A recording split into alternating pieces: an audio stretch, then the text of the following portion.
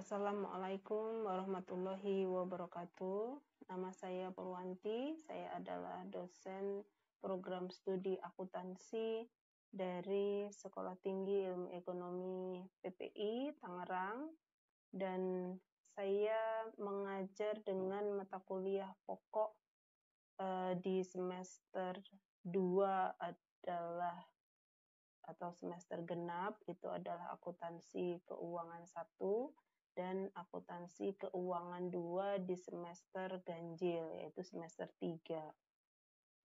Pada kesempatan kali ini saya akan menjelaskan mengenai salah satu mata kuliah pokok saya, yaitu akuntansi keuangan 2. Akuntansi keuangan 2 ini adalah mata kuliah yang membahas mengenai akun-akun yang ada di laporan posisi keuangan, yaitu di sisi pasifatnya, kewajiban atau liabilitas.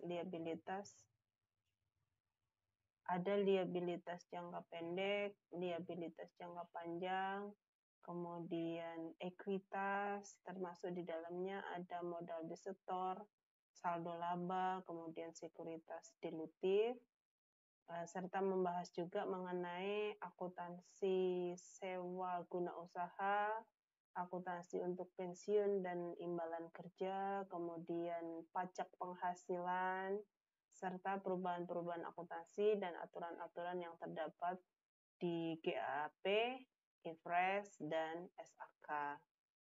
Nah, yang menjadi capaian akhir dalam pembelajaran mata kuliah ini adalah dengan mempelajari mata kuliah ini diharapkan mahasiswa dapat mampu menjunjung tinggi sikap integritas dan kode etik serta terjaminnya integritas data dalam menyajikan laporan keuangan. Yang kedua, diharapkan mahasiswa mampu menyajikan pos-pos pasifa pada laporan posisi keuangan, dan yang ketiga adalah diharapkan mahasiswa mampu menerapkan apa yang telah dipelajarinya dalam beberapa praktek akuntansi dan tetap menjunjung tinggi kode etik profesi. Nah, untuk materinya, materi dalam mata kuliah ini adalah yang pertama, pada pertemuan pertama ini mempelajari mengenai liabilitas, yaitu liabilitas jangka pendek, klasifikasi jangka pendek, pengakuan, pengukuran, pencatatan, serta pelaporan liabilitas jangka pendek. Kemudian di pertemuan kedua ini akuntansi pada pertemuan 2 mempelajari untuk wesel, jadi liabilitas jangka panjang, pengakuan, pengukuran, pencatatan, dan pelaporan serta pengungkapan liabilitas jangka panjang khusus untuk wesel. Kemudian pada pertemuan 3 dan 4 ini membahas mengenai obligasi, masih liabilitas jangka panjang, sama ini pengakuan, pengukuran, pencatatan, dan pelaporan serta pengungkapan liabilitas jangka pendek, yaitu hutang obligasi. Kemudian pada pertemuan kelima ini membahas ekuitas. Ekuitas yang pertama adalah modal desetor. Ada struktur kepemilikan perusahaan, kemudian komponen ekuitas pemegang saham, kemudian pembagian dividen, saham, preference. Nah, di pertemuan ke-6 membahas mengenai komponen ekuitas yang berikutnya, yaitu saldo laba, dividen, kemudian saham treasury, dan penghasilan komprehensif lain, yaitu pengakuan, pengukurannya, kemudian penyajian dan pengungkapannya juga. Kemudian di pertemuan 7 ini membahas sekuritas hutang konversi dan perlakuan akuntansi atas saham preference konversi dan waran saham, perhitungan laba per saham dasar dan dilusian. Kemudian di pertemuan 8 ini ada ujian tengah semester atau uji kompetensi. Kemudian dilanjutkan pertemuan ke-9-nya, yaitu membahas mengenai investasi. Jadi pengakuan awal, pengukurannya, kemudian perhitungannya, penghentian pengakuan dan penyajian serta pengungkapan investasi di instrumen ekuitas dan hutang. Kemudian di pertemuan 10 membahas mengenai pendapatan. Prinsip pengukuran, pengakuan, dan pengungkapan pendapatan, kemudian pengakuan pendapatan dari bunga, royalti, dan dividen, kemudian metode persentase untuk penyelesaian kontrak konstruksi jangka panjang, kemudian metode biaya terpulihkan untuk kontrak konstruksi jangka panjang. Dan di pertemuan 11 ini membahas pajak penghasilan, akuntansi pajak penghasilan. Pertemuan 12 membahas mengenai imbalan kerja, yaitu akuntansi imbalan kerja jangka pendek ya, pesangon, kemudian imbalan pasca kerja, dan imbalan kerja jangka panjang. Kemudian di pertemuan 13 dan 14 ini membahas sewa, akuntansi sewa guna usaha untuk lesi dan lesor. Kemudian di pertemuan ke-15 ini membahas mengenai kebijakan-kebijakan akuntansi dan perubahan-perubahan estimasi akuntansi dan kesalahan. Yang terakhir, uji kompetensi untuk ujian akhir semester. Kemudian sistem pembelajaran yang saya lakukan untuk saat ini karena masih masa pandemi, maka saya masih menggunakan media online, yaitu menggunakan Google Meet, kemudian Google Classroom, dan WhatsApp.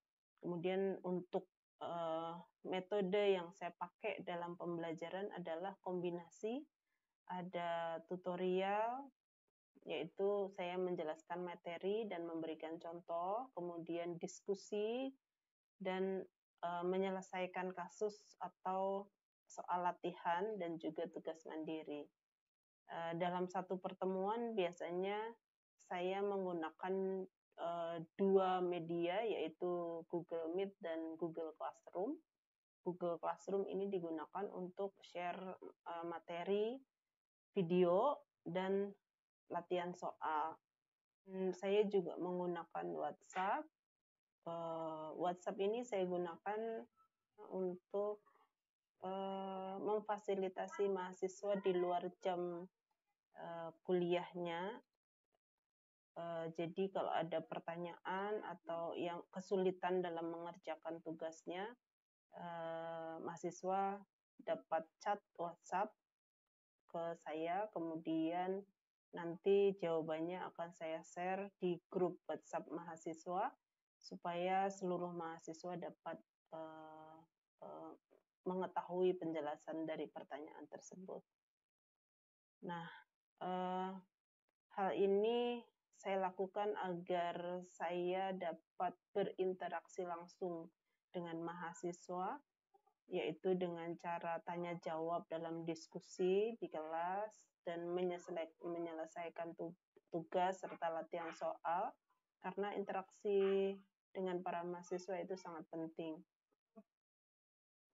Dan untuk penilaian di kelas, yaitu soft skill mahasiswa, saya melihat dari keaktifan mahasiswa dalam bertanya, menjawab, maupun ketepatan dalam mengerjakan latihan soal dan tugas. Untuk itu biasanya saya selalu menyiapkan kertas untuk mencatatnya. Nah, untuk penilaian akhir ini ada 5 komponen, yaitu uji kompetensi tengah semester dan akhir semester itu masing-masing 30%, kemudian tugas 25%, dan kehadiran dan soft skill itu 15%.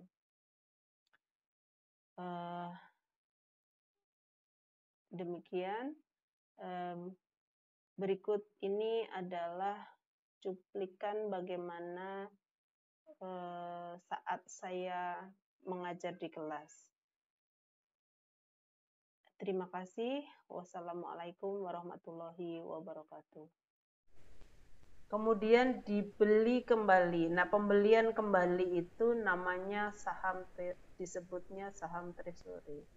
Alasan-alasan kenapa perusahaan membeli kembali itu alasannya yang pertama bisa jadi karena untuk memperkecil pajak.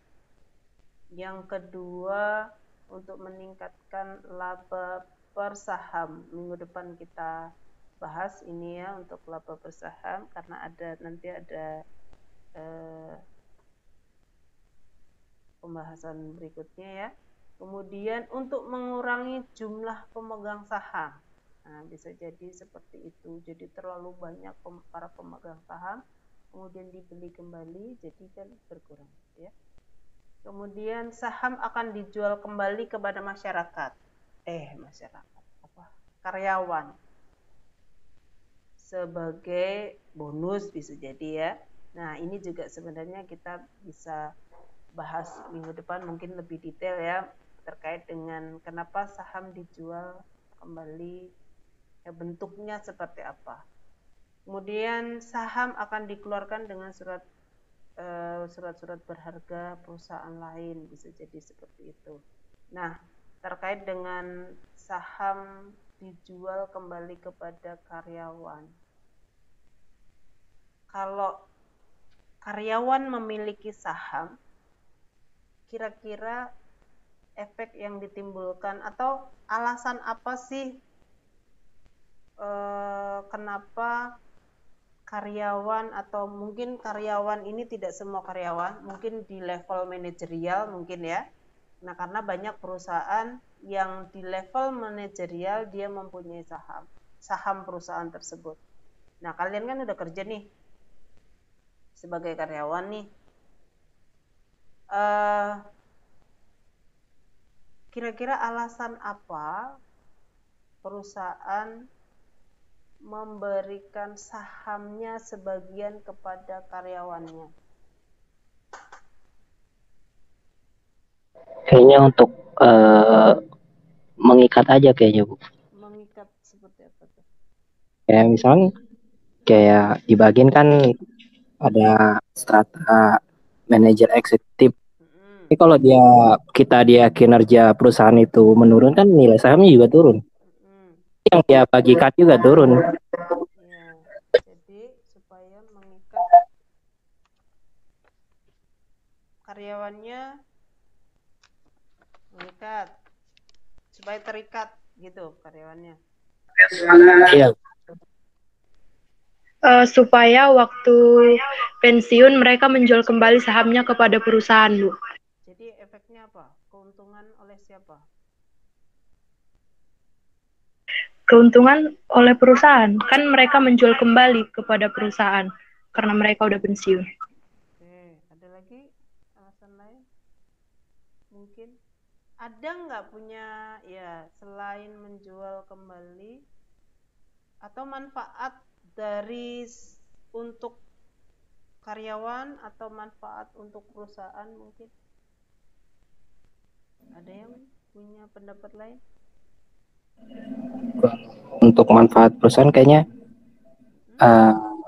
mendapatkan loyalitas yang istilahnya kan dia karena menerima sebagian sahamnya, artinya dia merasa itu bagian dari miliknya juga. Iya, Begitu perusahaan merasa rugi, ya dia juga rugi.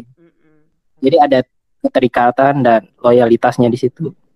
Harus memberikan kontribusi juga. Karyawan dapat manfaatnya nggak? Dapat. Dapat. Selain dapat aku nggak tahu juga apa namanya saham yang dibagikan ke karyawan ini bentuknya apa gitu. Bentuknya saham, kepemilikan, Ya berarti misalnya. dapat dividen juga kalau dibagi kan. Iya dong. Iya, berarti ya di situ keuntungan karyawan. Dan Hmm. juga kan dia bisa dijual lagi. Eh, Selagi saham itu masih memiliki nilai yang bagus, dia bisa dijual lagi. Cuman kalau kata si Ata dia dijual untuk pensiun, kan nilai saham itu nggak selalu tetap dia kan. Karena itu bukan berarti hal yang bagus juga pas pensiun, tapi bisa juga gitu kan. Tergantung kontribusinya perusahaan itu sebagus apa di masa depan. Ya Iya, itu aja Bu. iya, oke. Jadi keduanya memiliki manfaat sebenarnya ya. Dari sisi perusahaan, perusahaan mendapatkan kinerja si karyawan menjadi bagus. Benar nggak? Kerja dia menjadi lebih bersemangat, lebih fokus, lebih positif, gitu kan? Yang mungkin ada karyawan-karyawan atau oknum karyawan yang ingin berbuat tidak baik di perusahaannya, mungkin korupsi lah atau apa, tapi karena dia memiliki sebagian kepemilikan atau memiliki saham perusahaan itu sendiri, otomatis dia akan nggak mungkin melakukan itu karena kan sama aja korupsi di perusahaan sendiri gitu kan ya. Jadi ada rasa memiliki oleh rasa memiliki perusahaan itu karena ya yang pasti walaupun kecil dia ikut memiliki, dia punya andil saham, dia kalau untung dia punya keuntungan ya kan. Nah, manfaat dari si karyawan juga dia akan mendapatkan bagian labanya kalau perusahaannya untung. Kalau rugi otomatis dia ikut rugi.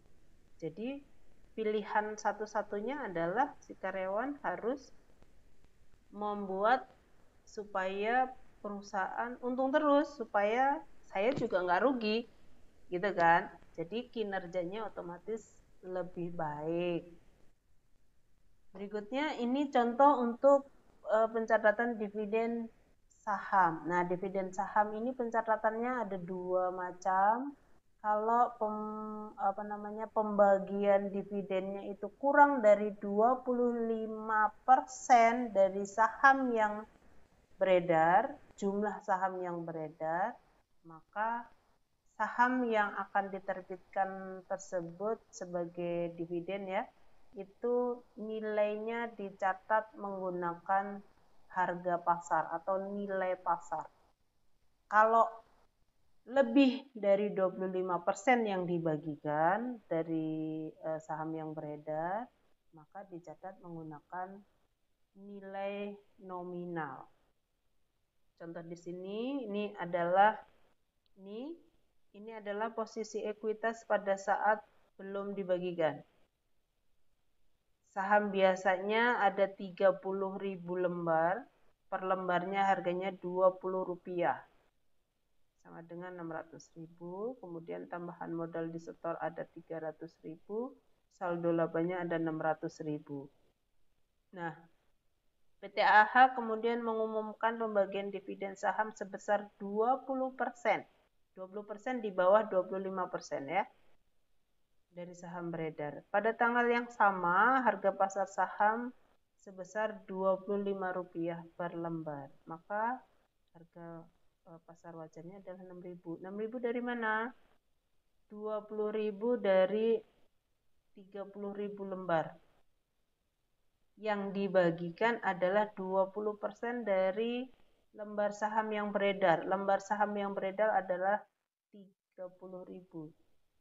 20.000-nya sama dengan 6.000. Nah, karena ini kurang dari 25%, ini hanya 20% ya, maka pencatatannya berdasarkan harga pasarnya. Harga pasarnya Rp25. Jadi 6.000 kali 25 sama dengan 150. Nanti kita coba lihat. Nah, ini jurnalnya. Pada saat pengumuman laba ditahan pada dividen saham biasa tersedia untuk dibagi dan tambahan modal disetor dari dividen saham. Laba ditahan tadi sebesar 150.000, 6.000 dikali 25 tadi ya. Nah, dividen saham tersedia untuk dibagi ini dikalikan, yang dicatat adalah dikalikan nilai nominal. Nilai nominalnya adalah Rp20 per lembar saham. Jadi 6.000 kali 20 sama dengan 120. Sehingga selisihnya ada 30.000, ini sebagai tambahan modal disetor yang berasal dari dividen saham. Kemudian pada saat penerbitan sahamnya untuk dividen, ini debitnya adalah dividen saham biasa tersedia untuk dibagi pada saham biasa. Nominalnya adalah sebesar nilai nominalnya ya. Nah, sekarang posisi setelah pembagian dividen sudah berubah. Saham biasa tadi 30.000 lembar, sekarang tambah 6.000 ya kan, tadi yang 20% tadi. Jadi dari 600.000 menjadi 720. Tambahan modal disetor dari 300.000 menjadi 330. Ini ada penambahan 30.000 di sini. Kemudian saldo labanya berkurang dari 600.000 menjadi 450 karena berkurang sebesar 150. Jangan lupa bahwa setiap jurnal itu diposting ke dalam buku besar. Itu waktu kita belajar siklus akuntansi di semester 1 ya. Nah, karena kita kan tidak bicara siklus akuntansi, jadi kita langsung.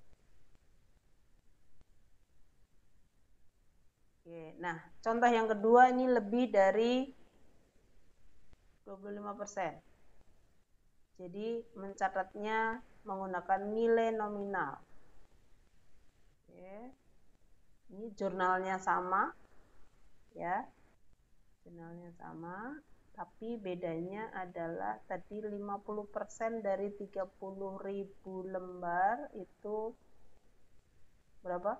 15.000 ya, 15.000 kali nilai nominal sahamnya yaitu Rp20, jadi 300.000. Jurnalnya sama ya. Bedanya karena ini dicatat menggunakan nilai nominal, jadi tidak ada kelebihan yang masuk ke tambahan modal disetor. Itu aja. Nah, ini contoh untuk pencatatan dividen properti. Jadi dividen properti itu seperti apa ya? Kita dikasih properti oleh perusahaan sebagai imbalan karena perusahaan untung atau pembagian keuntungan, tapi bentuknya properti. Gitu. Bentuknya aja kan beda-beda.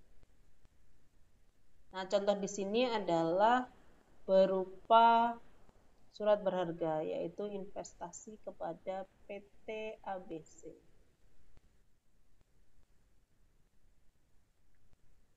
Jadi sama, tetap 2 tanggal, pada tanggal pengumuman dan tanggal distribusinya.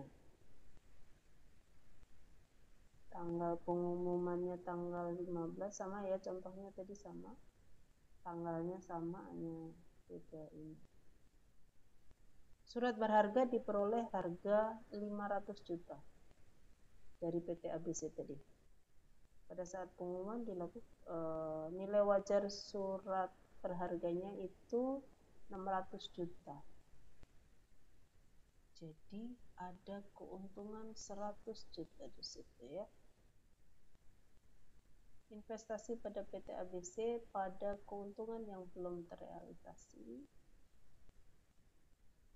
Ini untuk mencatat keuntungannya. Kemudian ini untuk mencatat dividennya. saldo laba pada properti dividen payable. Jadi saldo labanya berkurang 600 juta. Kenapa 600 juta? Karena surat berharga yang diterbitkan oleh PT ABC itu nilainya 600 juta. Gitu. Nilai wajarnya gitu ya. Kemudian pada saat pendistribusian hutang ya maksudnya ya, hutang properti dividen properti. Hutang dividen properti pada investasi pada PT ABC. Itu kurang lebih. Oke. Untuk saham treasury nanti kita bahas minggu depan. Mungkin sekarang kita masih ada 20 menit kita latihan. Coba saya share ininya dulu. Oke, saya udah share ke grup classroom di kelas.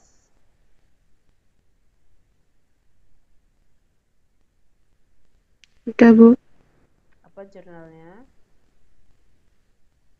Saldo laba pada utang dividen. Saldo laba pada utang dividen dapat jumlahnya 750 juta. Dari mana 750 juta? 500 dikali 150. 1.100.000. Itu jurnal untuk pada saat pengumuman atau pada saat pembayaran? Pada saat pengumuman, Bu. Oke, pada saat pembayaran jurnalnya apa? Utang dividen pada kas. Utang dividen pada kas. Oke.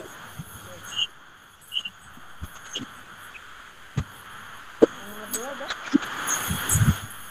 Siapa yang ada? Saat pengumuman dividen? Beda-beda masing-masing.